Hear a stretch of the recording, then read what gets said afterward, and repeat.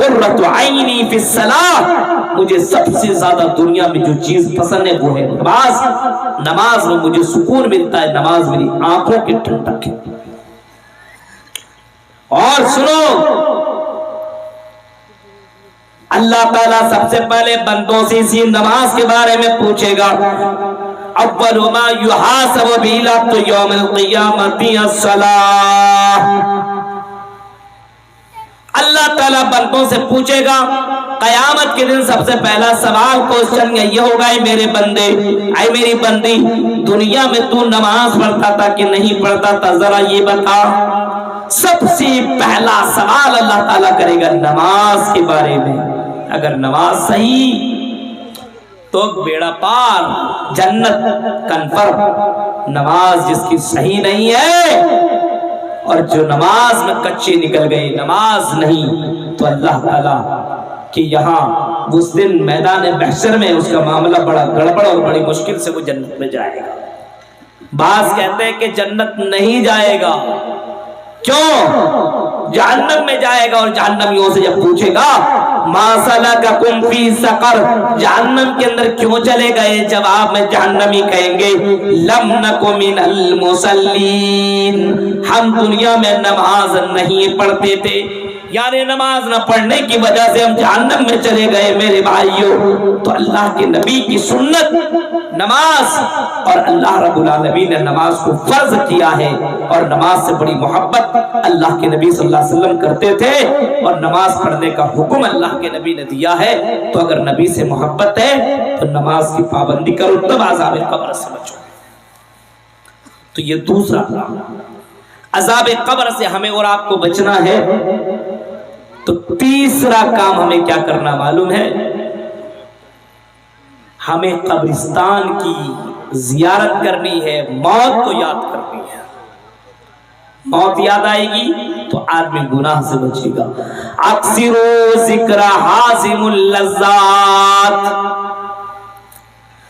آپ نے فرمایا لوگوں لذتوں کو ختم کرنے والی چیز کو زیادہ سے زیادہ تم یاد کرو۔ صحابہ نے کہا کہ اللہ کے نبی لذت کو ختم کرنے والی چیز کون سی ہے؟ اللہ کے نبی نے جواب دیا اور فرمایا الموت، موت کو تم کثرت سے یاد کرو۔ جب تم موت کو یاد کرو گے تو تم دنیا کی ان تمام بیکار چیزوں سے اپنے آپ کو بچا لو گے۔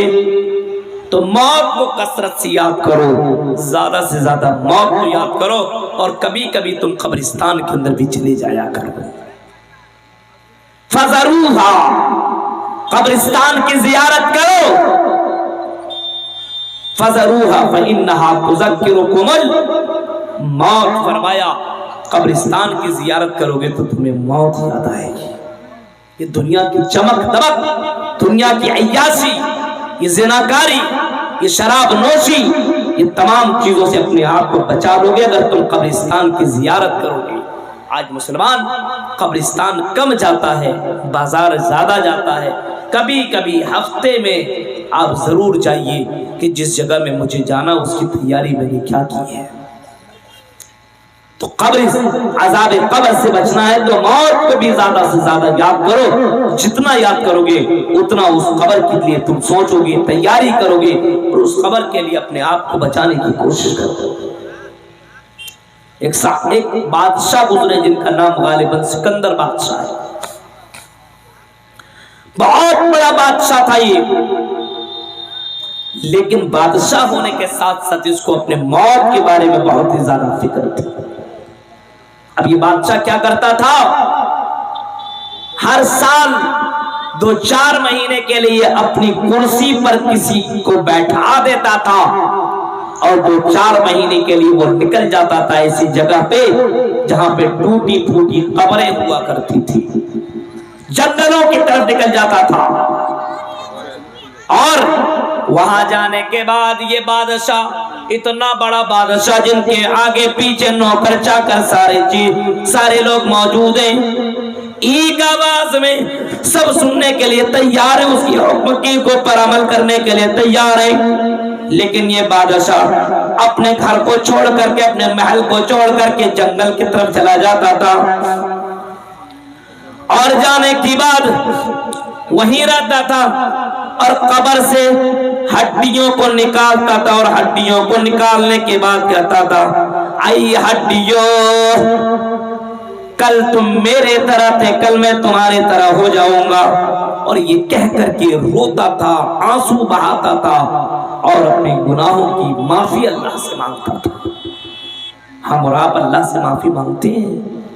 कब्र को हमने देखा, हम कभी दुआ करते हैं अल्लाह से, अल्लाह हमें भी तो अज़ाब कब्र से अल्लाह तो बचाना। अल्लाह, मेरे भाइयों गौर कीजिए, आज अज़ाब कब्र की और जहन्नम की फिक्र हमें नहीं है, और उस जहन्नम और कब्र से बचने की हम जर्रा बराबर कोशिश नहीं कर रहे हैं। चंदा सिर्फ दे लेने से कुछ नहीं होगा, बल्कि उसकी तैयारी करनी होगी।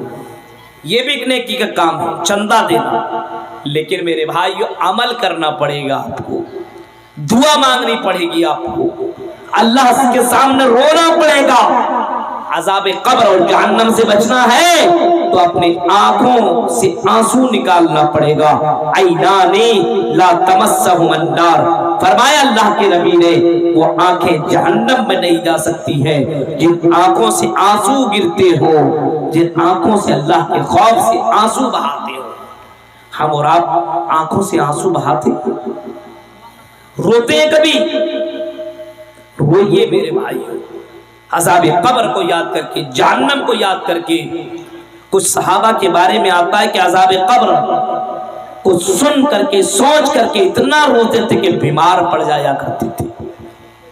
एक सहाबी अब्दुल रहमान करके कई दिनों तक नजर न पड़ी। अल्लाह के नबी ने पूछा, क्या हुआ अब्दुल रहमान? जवाब में कहते, अल्लाह के नबी क्या बताओ, कुरान की आयत पढ़ रहा था, अज़ाब जहन्नम से गुजरा। पढ़ते पढ़ते अज़ाब जहन्नम का तज़किरा मैंने पढ़ लिया और सोच करके मैं बीमार पड़ गया। मेरे भाइयों, ये सहाबा थे।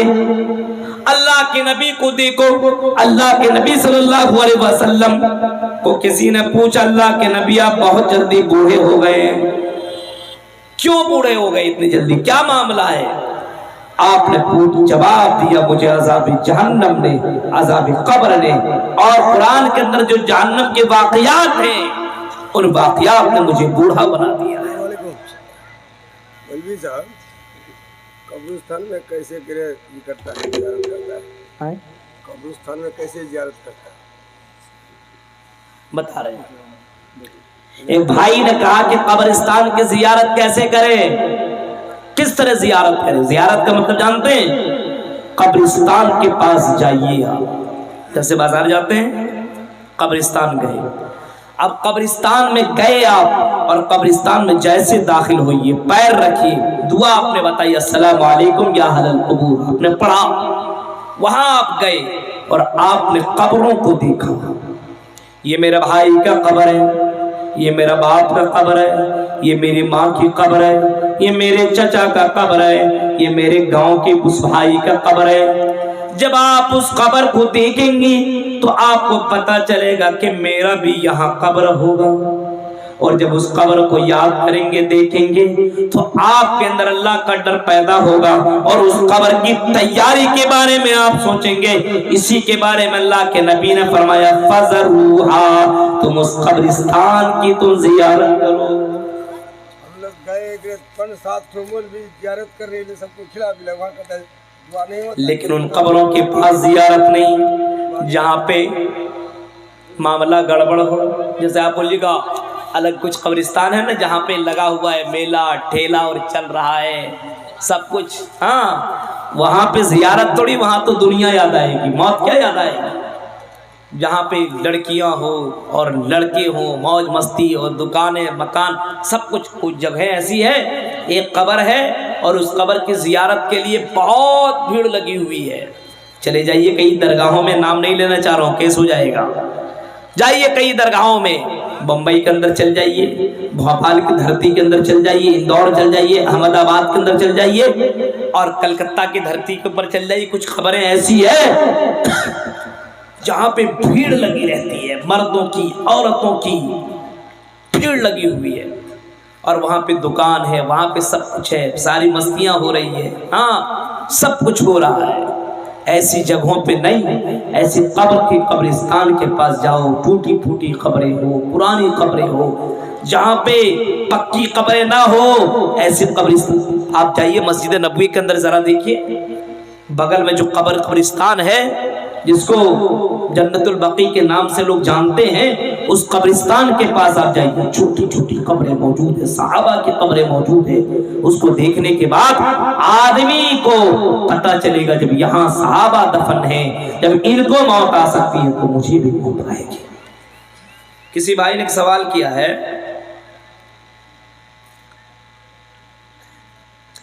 کیا 3 طلاق ایک ساتھ دینا جائز ہے؟ پہلا، کیونکہ ہمارے علاقے میں کچھ لوگ چند روپیے لے کر طلاق کرا دیتے ہیں۔ سوال کیے کسی بھائی نے۔ پہلی بات، اللہ کی نظر میں سب سے مبغوض ترین کوئی کام ہے تو وہ ہے طلاق دینا، کسی عورت کی زندگی کو برباد کرنا۔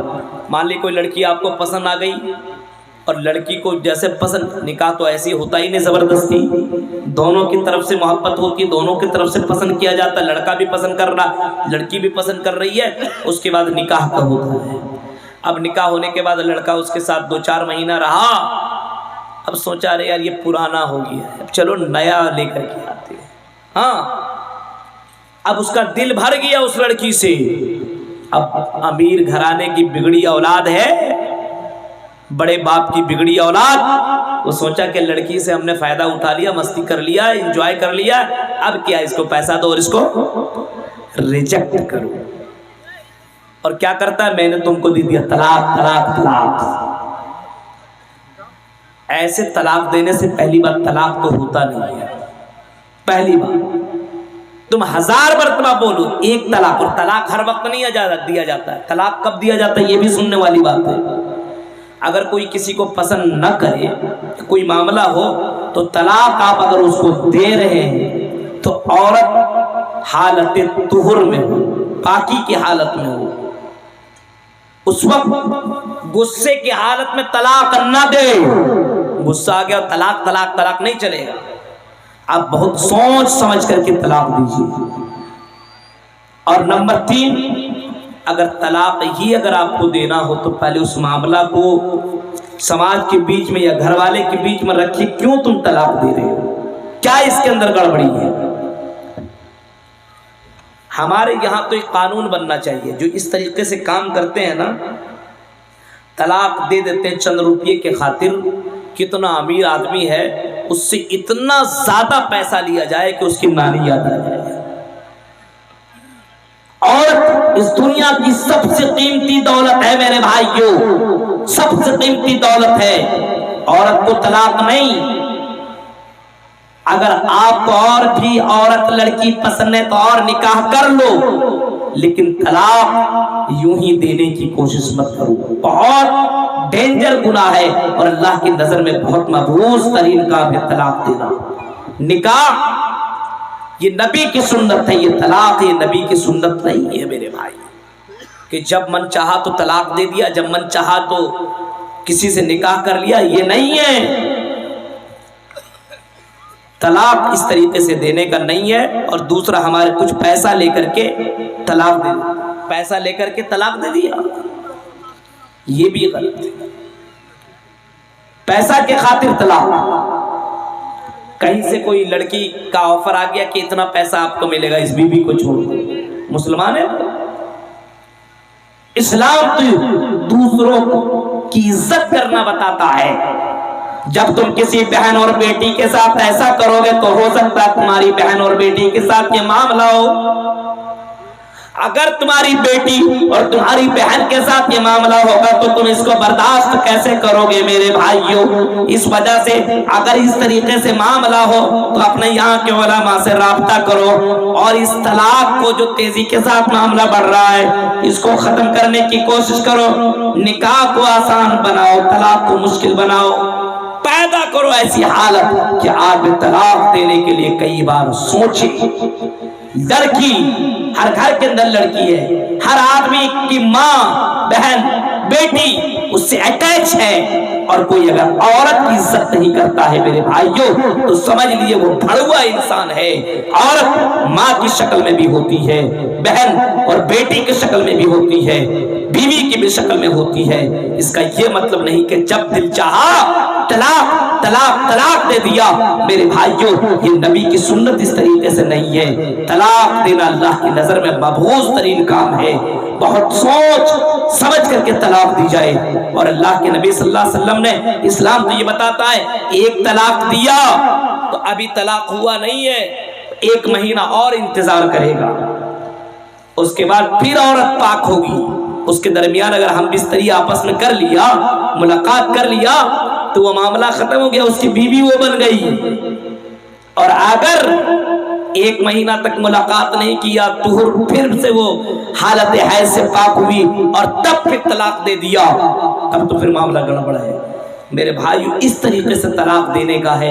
آدمی کو کچھ پتہ ہی نہیں ہے، جیسے نماز پڑھ رہا اور کوے کی طرح چونچے مار لیا، کڑا کڑ پھٹ پھٹ پھٹ نماز پڑھ لیا، اس کی نماز نہیں ہوگی۔ نماز کو نماز کی طرح پڑھنا پڑے گا، وضو بنانا پڑے گا آپ کو محمد رسول اللہ کے طریقے پہ، نماز آپ کو پڑھنی پڑے گی نبی کے طریقے پہ، تب آپ کی نماز ہوگی۔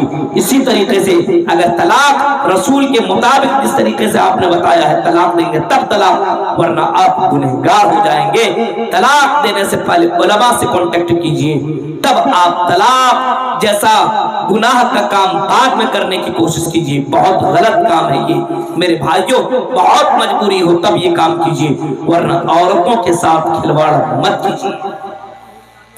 یہ چند اہم باتیں تھی جو میں نے آپ کے سامنے رکھی ہے۔ آپ کو پتا ہے کہ میرے بھائیوں مجھے بہت دور تک جانا ہے، کل الیکشن ڈیوٹی بھی میرا ہے اور اس میں مجھے جا کر کے پہنچ کر کے مجھے اس کے اندر شامل بھی ہونا ہے۔ اللہ تعالیٰ سے دعا ہے کہ باری راہ جو باتیں بتائی گئی اللہ ان باتوں کے اوپر ہم سب کو عمل کرنے کے اللہ توفیق عطا فرمائے۔ اور آج کے اس پروگرام میں جو قبرستان کے لیے چندہ کر رہے ہیں،